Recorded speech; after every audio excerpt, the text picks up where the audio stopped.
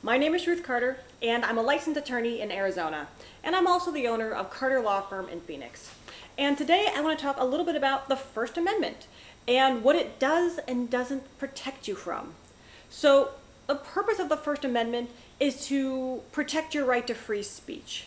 And in a lot of circumstances, you can say almost whatever you want, and you're not going to get arrested for it as long as you're, doing it in the proper time, place, and manner.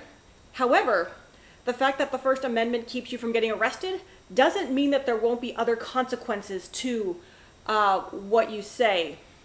So if you are an at-will employee, you can be fired for any reason or no reason at all, even as long as that reason is not in and of itself illegal. So you can't be fired because of, your gender, disability, religion, handicap, etc. If you have a blog where you go on and on about how much you hate dogs and your boss loves dogs, they can fire you for that, as long as you're an at-will employee.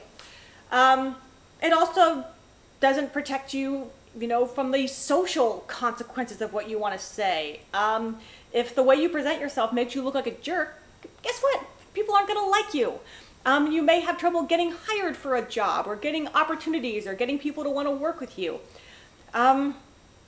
Yeah, free speech lets you say it, but that doesn't mean that we all are going to support what you want to say. So, another thing to think about is that you never know when something you say is going to take on a life of its own, especially if it's been documented somewhere. And once you put something out there online, you can never fully take it back. You never know when it's going to be, copied, pasted, retweeted, repinned, or whatever.